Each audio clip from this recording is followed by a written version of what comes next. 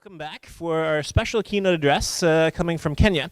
Unfortunately, the ambassador is apparently still at the airport, so we're not sure if he's going to make it, but luckily his commercial attache is here, who actually has the text of the ambassador, so he's kindly agreed to present the text of the ambassador. We would be very happily surprised if the ambassador doesn't in fact come, but if not, it's okay. We're very, very happy to have the commercial attache here, and we very much look forward to having the perspectives of Kenya conference. Ladies and gentlemen, Mr. Otieno Konje is the commercial attaché of the Embassy of Kenya.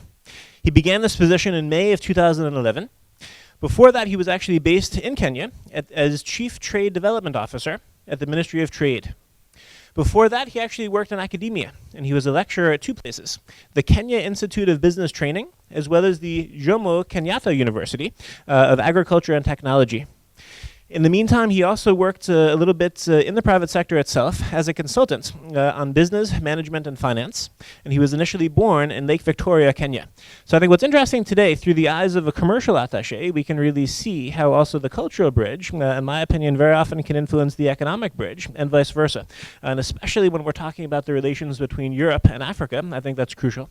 So often that cultural bridge serves as a barrier. So I'm hoping we can hear some optimism on behalf of Kenya in terms of how one can flip it and really turn that cultural bridge into a positive to enable trade, development, etc., as opposed to just these discussions about aid that I think we're all getting tired of. I think really what Africa needs, as we all agree, is trade, not aid. And so I think in that sense, the cultural bridge, I think, really can play a vital role in developing also the economic bridges. The topic that we actually agreed together with the ambassador is cultural bridges between Kenya and Germany in the context of globalization and multiculturalism. Ladies and gentlemen, please join me in a very, very warm welcome for Mr. Otieno Konje.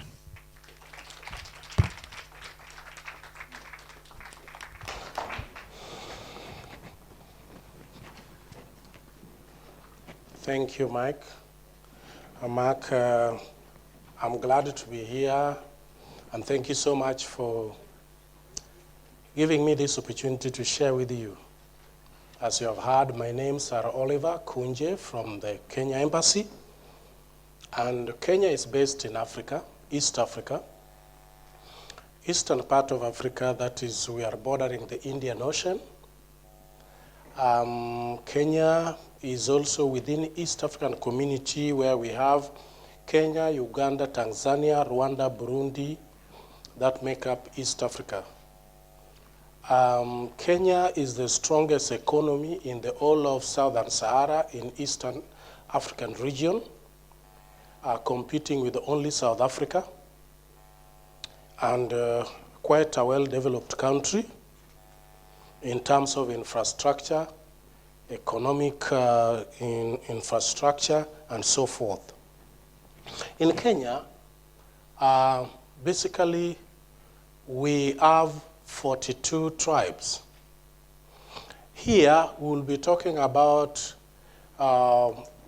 42 nationalities. But it is said that we are more than 42 tribes because as we look deep down into dialects, we realize that we are more than 42 because of different dialects. Based on that, we have learned to coexist because of that diversity. We also have, apart from those dialects, we also have the Indians living in Kenya who came before 1900 because they came to trade with Kenya. We have Arabs who came to trade with Kenya for many years along the coastal part of Kenya. And out of intermarriage, something developed which was very unique, cultural, that the marriage between Arabs and the Kenyan African coastal area gave birth to what we call the Swahili people. So Swahili is a mixture of African language and Arabic. And that sometimes when we speak Kiswahili, an Arab can pick a few words, the same with Indians. So we are quite mixed, and we also have the Europeans because of colonization. You know, we were one of the biggest British territory in Eastern Africa. And we also have others from different regions, from China, Japan, and Europe as a whole. So we are quite mixed. And for that reason, we have realized that diversity is a strength and not a weakness. And in relation to that, we have realized that through our differences, we develop languages. There are different lifestyles that emerges. Population dimensions comes up, whereby right now we have about 75% of Kenyans are below 50 years of age. So if somebody wants to campaign in Kenya and go to parliament or go campaign for presidency, you have to focus on the youth and not on the old. That's when you can succeed. We also have, out of that, different learning styles, character, inclinations, habits, attitudes developed because of such kind of mixed. But one thing I can say is that we respect cultures, we respect races, we respect tribes, and that is what has enabled us to coexist all this time. If we come to Germany, Germany has a long-term history with Kenya. It is said that it was the first country in the world to acknowledge Kenya as an independent state. But beside that, we have missionaries who came to Kenya from Germany, like Rebman. And when they came to Kenya, they settled along the coastal region, and they were the first missionary to write Kiswahili Bible. The Kiswahili Bible which we have, which has been developed and has been improved in terms of language, was written by German missionaries. Because the Germans believed that you need to be proud of your language. So Germans encouraged in Kiswahili speaking. And for that reason, we have that kind of relationship that has grown with the time. But in relation to that, we also have a relationship in the field of sports, whereby some German groups come to Kenya to train our young people in soccer. And as you know, that Kenya is maybe, if not the one, but maybe the strongest athletic country in the world in terms of long races. And therefore, sometimes we get Germans coming over to do practice in the highland areas. By the way, Kenya is not a desert. Only a small portion of Kenya in the north is desert. We have savanna type of climate. We have woodland type of climate. We have island type of climate. We have mountainous type of climate to the extent that we also enjoy snows on the high mountains, like Mount Kenya, like Mount Kilimanjaro at the border, and so forth. So the climate is favorable to all of you, so please come to Kenya. So because of that diversity in terms of physical features, we find that our people are doing very well in sports. And therefore, we thank the government of Germany working with us in those areas. We also realize that in order for us to have a strong multiculturalism, we must also focus on language. In Kenya, we have German schools, and we also have Goethe Institute in Nairobi that are actually teaching German, and there are Kenyans who are German speakers. Not because they have come to Germany, they have never been here, but they're German speakers. I'm a father of 3 sons. They are all in Kenya. My firstborn is in the university. He's doing a neuroscience, but he was told, this course you must take 1 foreign language. So my son is taking a German language as a foreign language. So we are that kind of a nation. The reason is that language is excellent tool for promoting culture, understanding of dynamism in language development, and language is the most dynamic aspect of culture in general. It is able to integrate us. It is able to help us understand each other. The language also help us to know how people speak and react. People say that language is a key tool in transforming people and helping people to know how to relate with one another. In Germany here, you know Deutsche Welle. Deutsche Welle has a broadcast called Kiswahili broadcast. And therefore, it is propagating our culture through the language. We are also having exchange programs in Kenya, between Kenya and Germany. DAD has been doing very well. DAD has been doing very well. We call it in Kenya DAD. Okay, DAD, DAD. So if you can forget, you just remember your dad and remember dad. Now, DAD has been doing very well in Kenya in terms of exchange programs. Right now, we have so many Kenyans here who has been brought forward and are doing masters, PhDs, students in Germany here through DAD. But before they do that, they are also integrated in the society by learning language for 6 months, even though PhD is done in English, but it is important in terms of relating with each other, understanding one another. So it has been a good tool for integration. And on the basis of that, we have some key Kenyans who have gone through DAD and have climbed the ladder, like the late Professor Wangare Maathai was a DAD alumni, like the present Prime Minister of Kenya, Odinga, a DAD alumni. We have our ambassador who was sponsored by DAD. So we have those kind of programs between us and your country. When it's come to youth exchange programs, we also have youth programs between Kenya and Germany, and it has been very good because it has helped the youth to bridge the gap. And how it has helped the youth to bridge the gap is that it has helped in cultural integration when youth exchange programs which they have in high school, in churches, and so forth.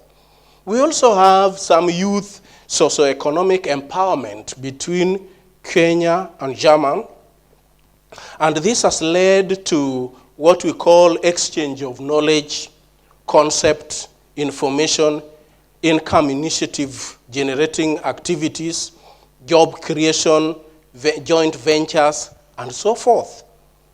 But beside that, we are also seeing a situation whereby the youth are now exchanging their calendar of activities, whereby they are able to come to Kenya during a specific time and others forth and back. Yesterday and today in the morning, I was talking to one of the German students who want to go and be in Kenya for 6 months. And what she wants to do, she wants to go and work with the disadvantaged children in the slum ministry for 6 months.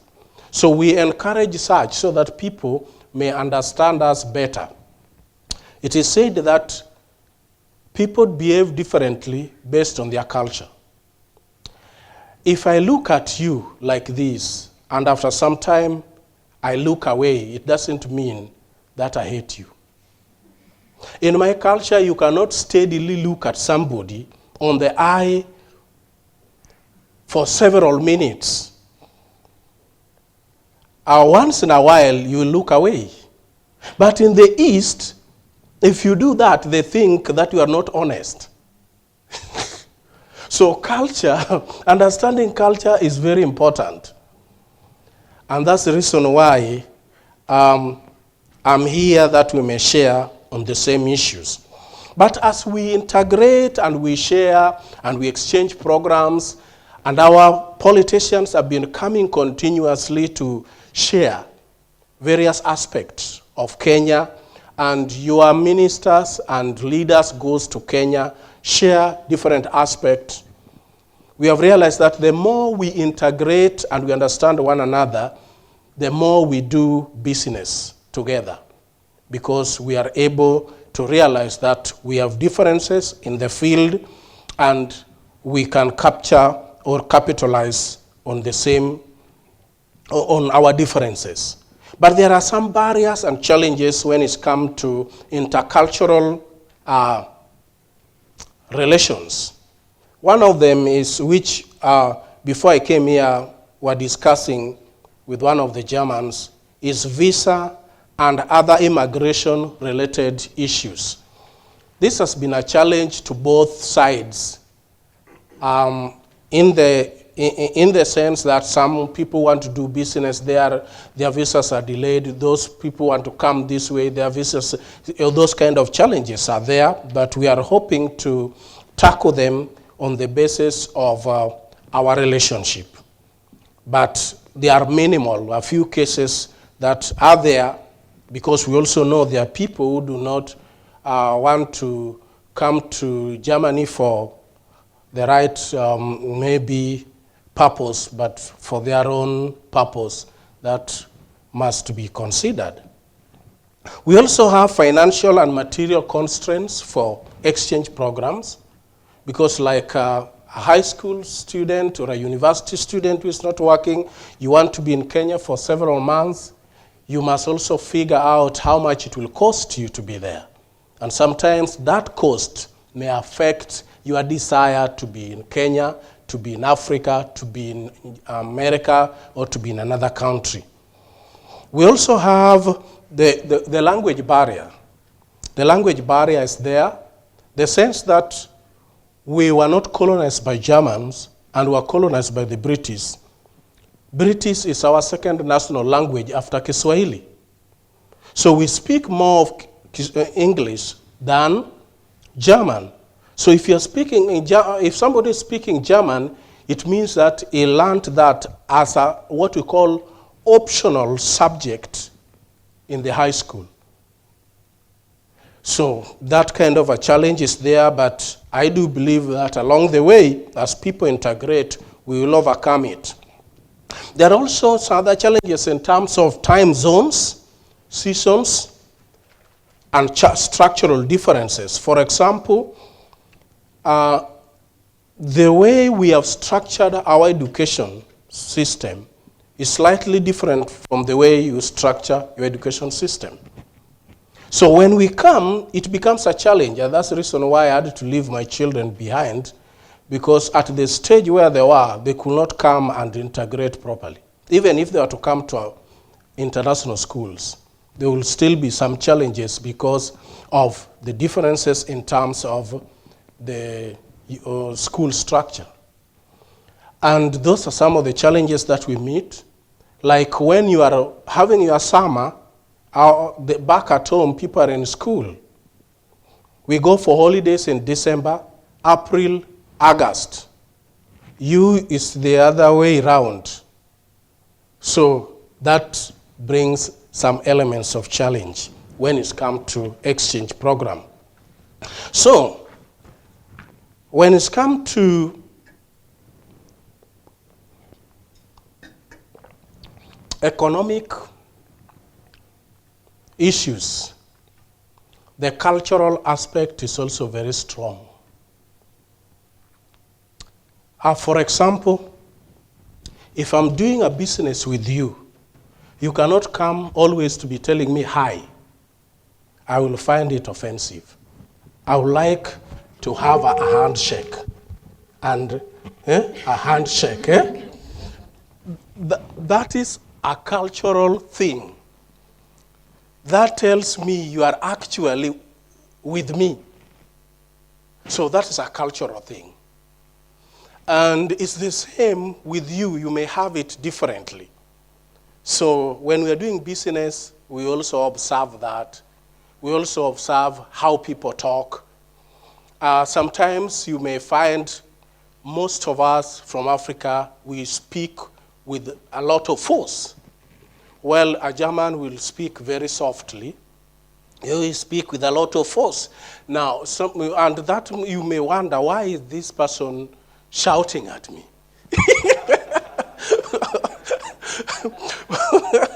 Well, he should be just talking. Well, on his side, he's actually not shouting. He's actually making the point clear. So you see that kind of a thing.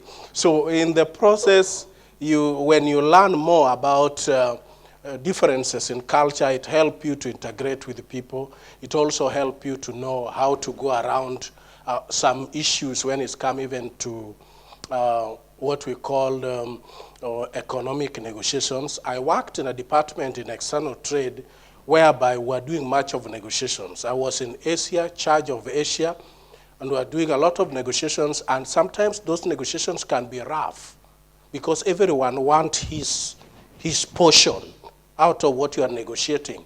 So if you don't understand the other side and their culture, sometimes you can easily reach a point whereby you are not going anywhere with your negotiations. So these things are important. Otherwise, I beg to stop there and give you a chance to ask any question.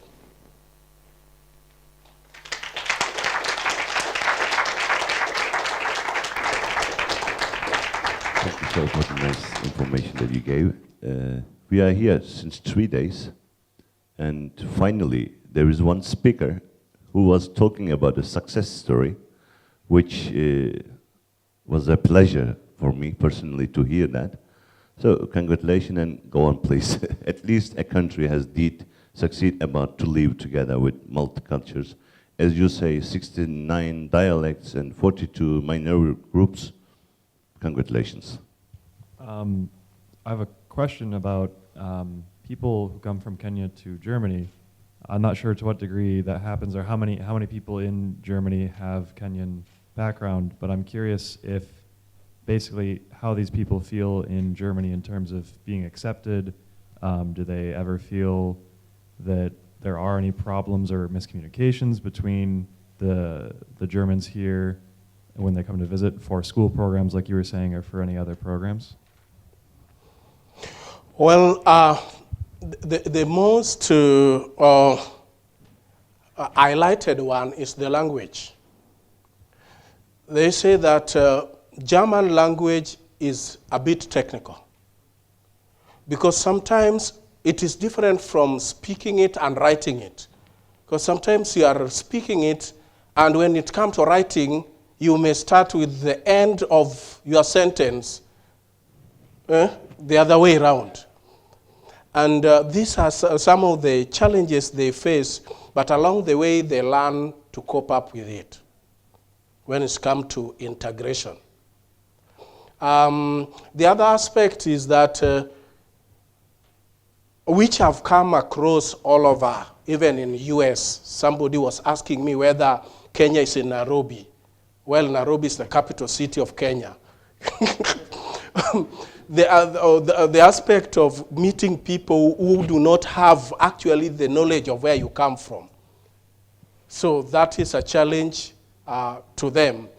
It takes them time to understand where do you come from. And somebody asks you, do you live on top of trees? And you say, no, we live in houses.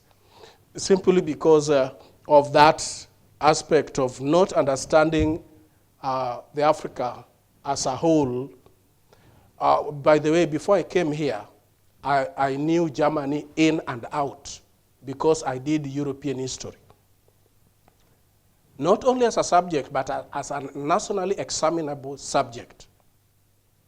So I knew German in and out because of European history.